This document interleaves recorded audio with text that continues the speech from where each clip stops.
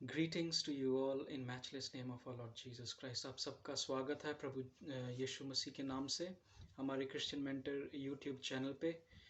आज हम इक्लेसियास्टिस सब उपदेशक चैप्टर 11 वर्सेस 5, 6, 7 इनको हम देख रहे हैं। सो इक्लेसियास्टिक सब उपदेशक 11 अध्याय में हम हैं। जो हमने पिछले पार्ट्स बनाए थे वो पार्ट 4 है। तो पिछला पार्ट 3 है और आप हमारे वीडियो कॉलम में आप देख सकते हैं, तो आपको ये स्टडी समझ में आ जाएगी। तो आज जब हम पढ़ रहे हैं तो इक्लेसियास्टिक 11:5 तो ये कहती है, as you do not know what is the way of the wind, or how the bones grow in the womb of her who is with child. So परमेश्वर का वचन, जो लोग हिंदी पढ़ते हैं तो आप लोग हिंदी के बाइबल ले लें, क्योंकि मैं इंग्लिश में पढ़ता हूँ तो आप इंग्लिश की बाइबल से ही मैं पढ़ सकता हूँ। हालेलुया। सो आप लोगों को मैं बताना चाहता हूँ कि परमेश्वर का वचन कह रहा है कि देखिए, इंसान के पास परमेश्वर ने इस बात की लियाकत नहीं दी कि वो समयों को जांच ले और वो ये जान ले कि कौन सी भूमि उसके लिए सही है और कौन सी भूमि उसके लिए ठीक नहीं है। हम कितनी जगह बोते हैं और कितनी जगह से फल नहीं मिलता है। हालेलुया। अब एक उदाहरण के तौर से ले लेते हैं। प्रभु यीशु मसीह कहता है, बीज बोने वाला बीज बोता चला। ठीक है, कुछ बीज सूखी झाड़ियों में गिर गए, कुछ सूखी भूमि, कुछ पथरीली भूमि पर गिरे, है ना, कुछ उपजाऊ भूमि पे गिरे। तो ऐसी बहुत जगह से हमें प्रतिफल नहीं मिल पाता है। तो बहुत सारे लोग ये प्रतिफल ना पा करके वो बोना छोड़ देते हैं। हालेलुया। बल्कि परमेश्वर का वचन कहता है कि हम अपने इस कार्य को लगातार करते रहें और जब भी हमें मौका मिलता है, जैसे भी मौका मिलता है, हम अपने बीज को जरूर बोएं। हालेलुया। परमेश्वर ने आपको बीज इसलिए, देखिए परमेश्वर का वचन कहता है बोने वाले को परमेश्वर बीज देता है, काटने वाले को फसल देता है। तो आप बोते जाएं। आपका काम क्या है, आपका फर्ज क्या है, आपकी ड्यूटी क्या है कि परमेश्वर ने जो आपको बीज दिया है उसको आप कहीं भी बोएं। कई लोग कहते हैं हमने इस मिनिस्ट्री में बोया, उस मिनिस्ट्री में दिया, उसमें दिया, हमें तो कुछ नहीं मिला। देखिए, आप किसी लालच के साथ मत बोइए कि आप उसकी कटनी को काटेंगे। कई जगह ऐसे है, परमेश्वर का वचन कहता है, मैंने तुम्हें ऐसे खेत दिए हैं जिनमें तुमने बीज भी नहीं बोया है, वहां से तुम काट रहे हो। ठीक है। सो परमेश्वर हमें बोने का सिद्धांत बता रहा है। और आत्मा की बातें कौन जान सका है। अब एक बात मैं बताना चाहता हूं, जो इसी 5वीं आयत में है, वो कहता है कि आप ये देखिए कि परमेश्वर ने कितने अद्भुत रीति से एक माँ के गर्भ में बच्चे को रखा और माँ के पेट में वो बच्चा जो है पानी की थैली के अंदर रहता है। वो सांस भी ले रहा है। आप पानी में सांस ले सकते हैं। पानी में जाइए, गहरे उसमें स्विमिंग पूल में जाइए, वहां पर जाकर के गहरे में बैठ जाइए, आप सांस नहीं ले पाएंगे, आपको सांस रोक कर जाना पड़ेगा। पर वो बच्चा माँ के गर्भ के अंदर पानी की थैली में सांस भी ले रहा है, खाना भी खा रहा है, और उसका जो क्या बोलते हैं, उसकी जो हड्डियां हैं वो भी उग रही, वो भी बढ़ रही हैं। अब ये हड्डी देखिए कितनी सॉलिड है। ये मांस ऊपर चढ़ रहा है, सब कुछ ऊपर चढ़ रहा है, माँ के गर्भ के अंदर ही है।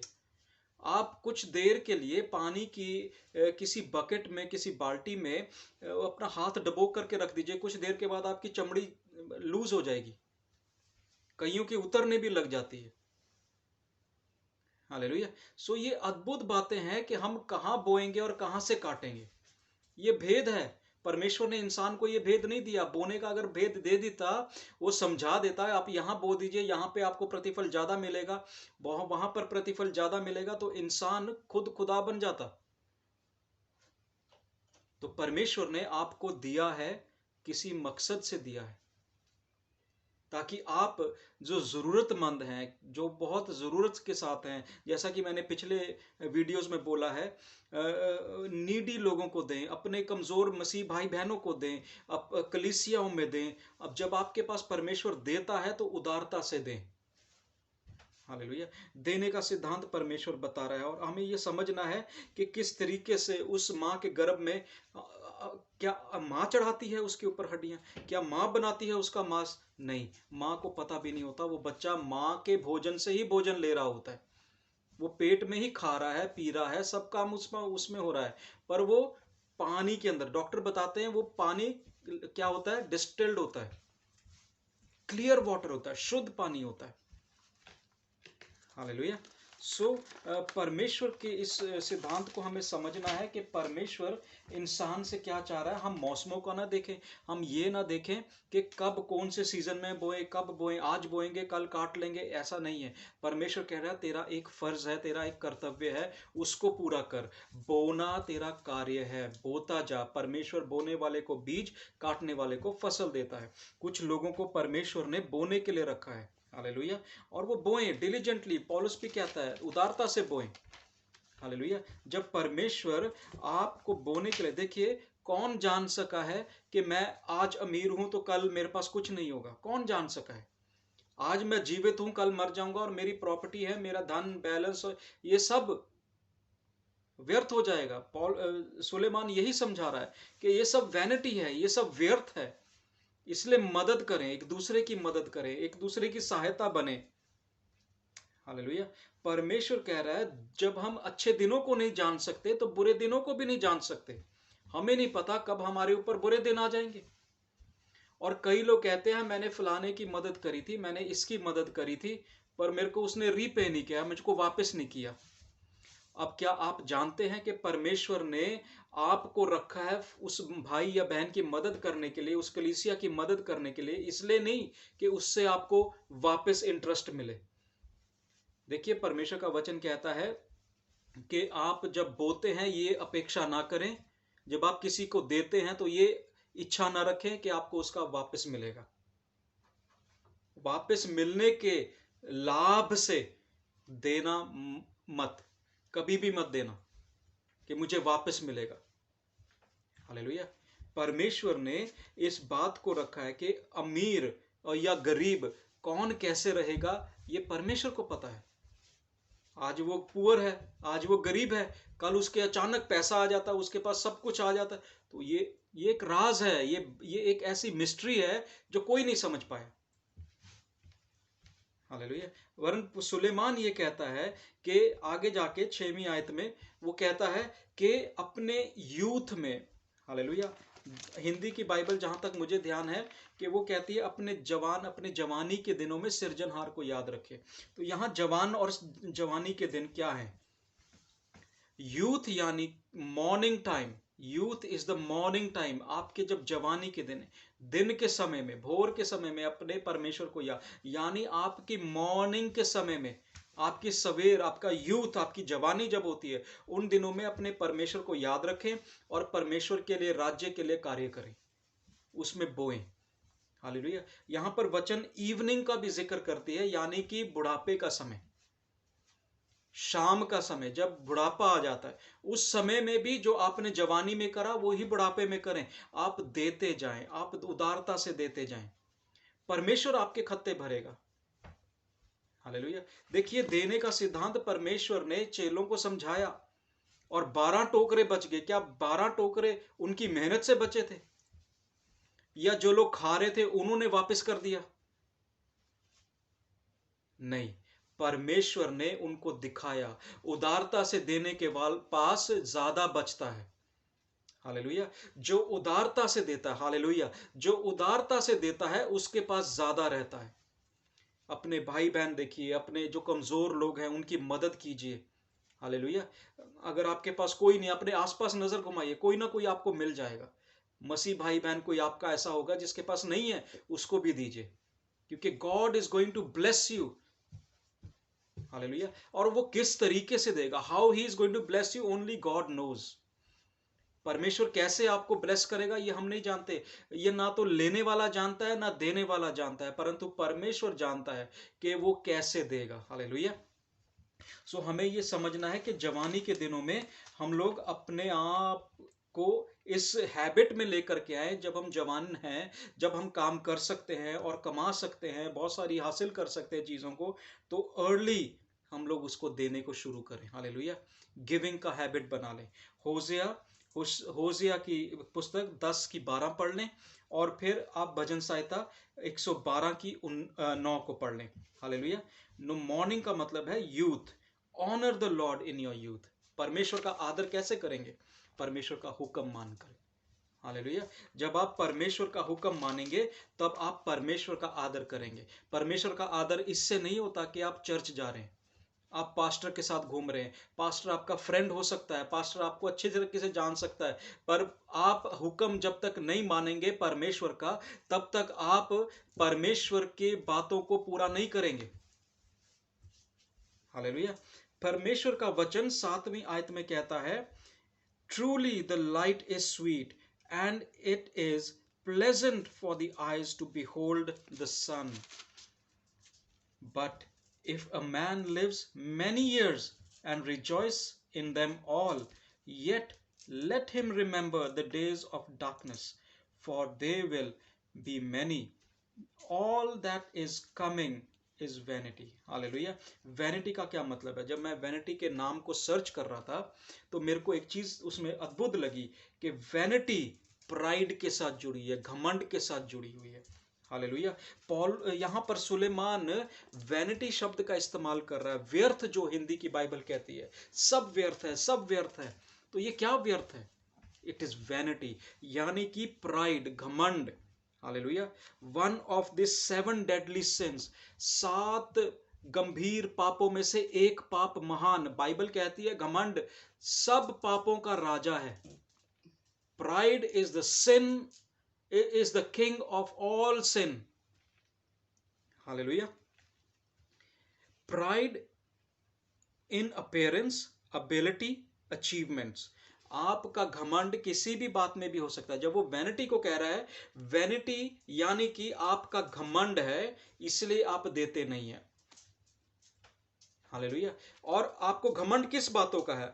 आपको अपनी खूबसूरती के ऊपर घमंड हो सकता है, अपनी लियाकत के ऊपर घमंड हो सकता है, अपने धन दौलत पैसे रुतबे के ऊपर घमंड हो सकता है, आपको अपने मकान का, कोठी का, हर गाड़ी का, किसी भी चीज का घमंड हो सकता है। मेरा परिवार का घमंड हो सकता है, मेरा परिवार बहुत खुशहाल है, मेरे को बहुत सारी आशीषें। कई लोगों को आशीष का घमंड हो जाता है।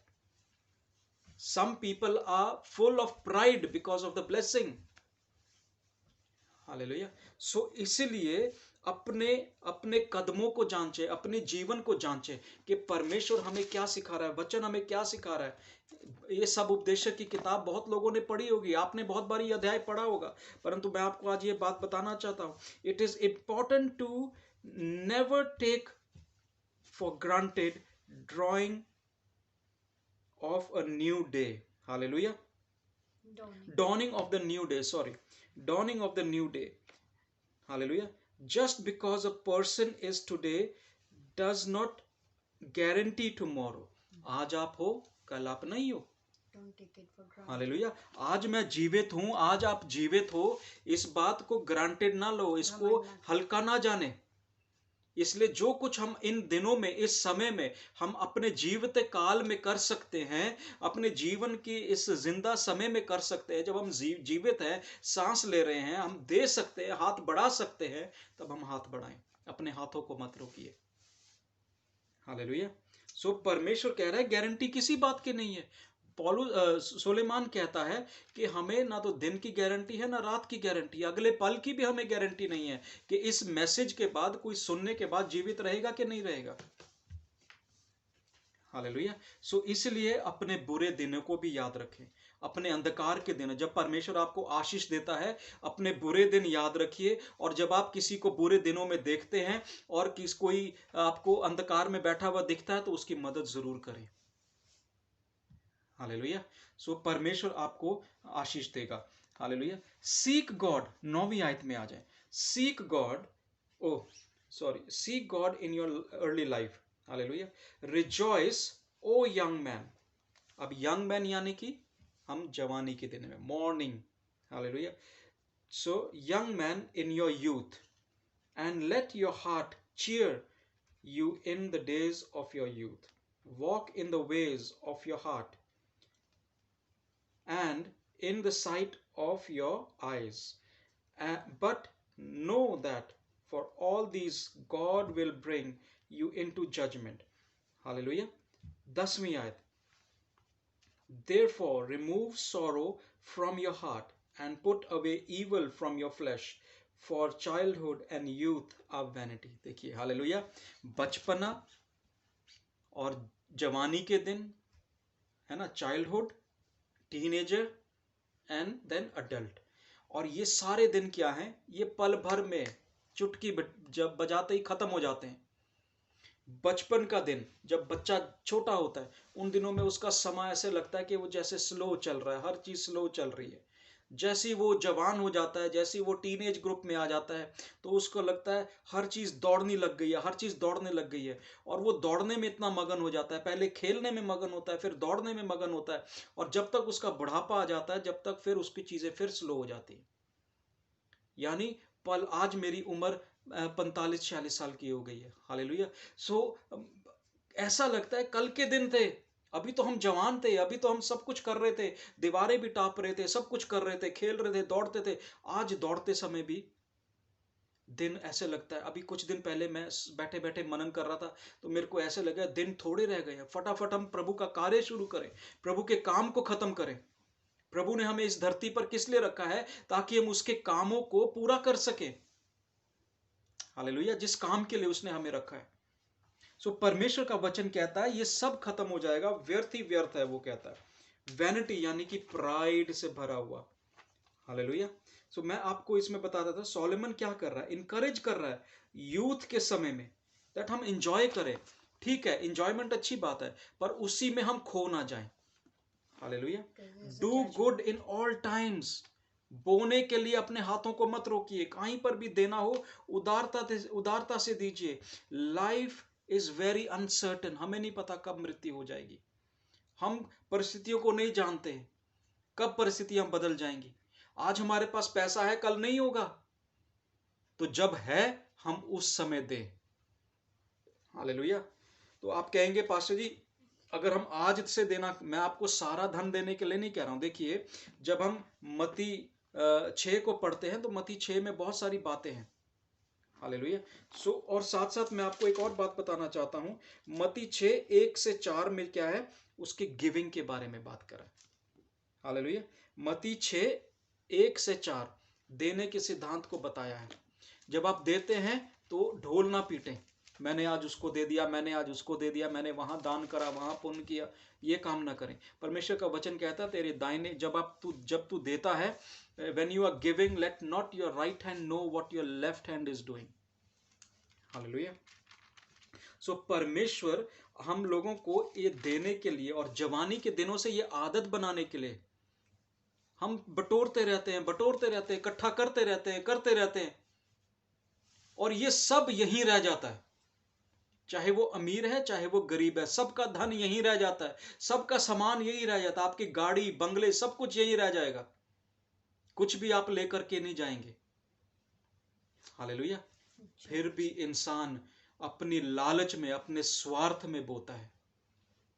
अपने स्वार्थ में कभी ना बोएं कि मुझे कुछ मिल जाएगा, हालेलुया। मैं इसमें एक चीज और ऐड करना चाहता हूं, मेरे को परमेश्वर का आत्मा कह रहा है कि हमें ये बोलना चाहिए, ये वाला पार्ट।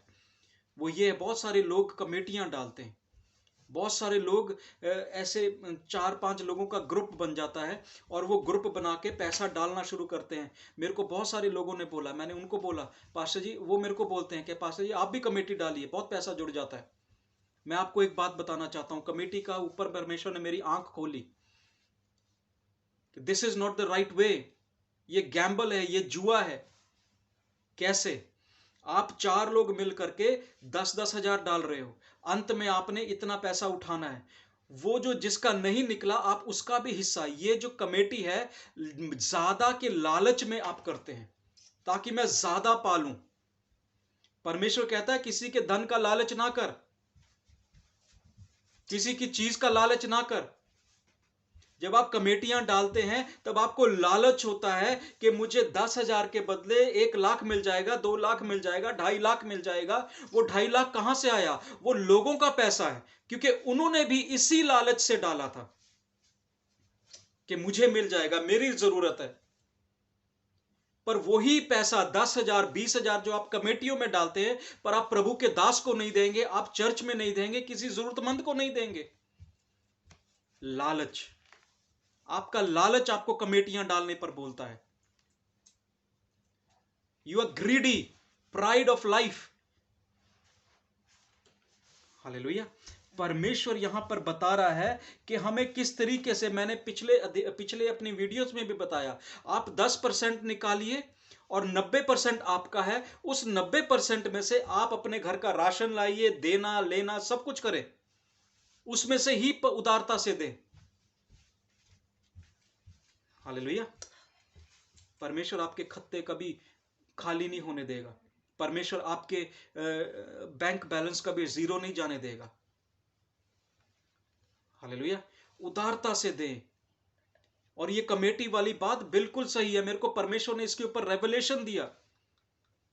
ये क्या है, लालच में कमेटी क्यों डाल रहे हैं? क्योंकि मुझे चाहिए, मुझे कितना चाहिए, मेरे को 2 लाख रुपया ऐसे वहां जरूरत है, मैंने करना। आप कमेटी डाल लीजिए, आप हमें 10-10 हजार दीजिए, हम इतने समय के बाद सब लोग कमेटी उठाएंगे। पर्ची सिस्टम है, पर्ची सिस्टम यानी कि ड्रॉ है, ये गैम्बल है, ये जुआ है।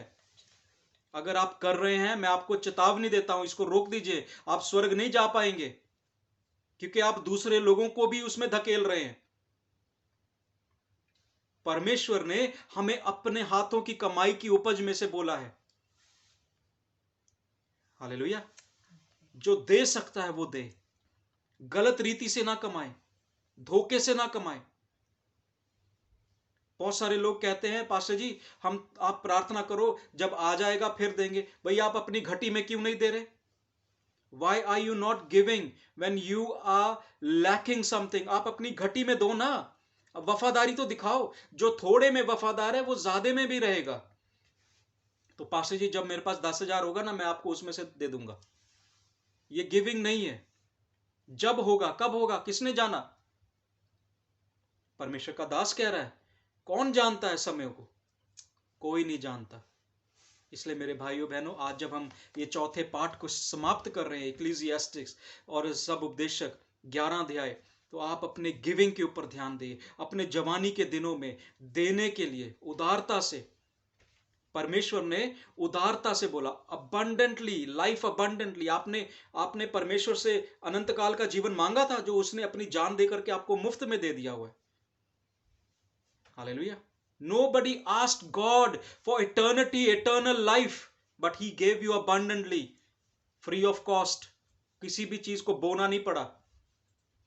आप क्रूस पे नहीं चढ़े, मैं भी क्रूस पे नहीं चढ़ा, ना मेरे माँ बाप क्रूस पे चढ़े, ना मेरे भाई बहन क्रूस पे चढ़े। मेरा यीशु मेरे लिए क्रूस पे चढ़ा है और उसने मुझे दे दिया सब कुछ। हालेलुया। आने वाले दिनों में मैं आपके साथ एक दर्शन शेयर करना चाहता हूं, जो परमेश्वर ने मेरे को कुछ दिन पहले दिया है। बहुत खौफनाक दर्शन है। हालेलुया। वो दर्शन खुली आंख में मैंने देखा, पल भर में। छोटी सी बात है परंतु गहरे भेद है। हालेलुया। आप सबको जय मसीह की। May God bless you and I will see you in next video. मैं आपको नेक्स्ट वीडियो में मिलूंगा। और सब्सक्राइब करना ना भूलें, और इसको लाइक करना और शेयर करना ना भूलें। बेल आइकॉन जरूर दबाइए। हालेलुया, ताकि आपको अपडेट मिलते रहे। God bless you.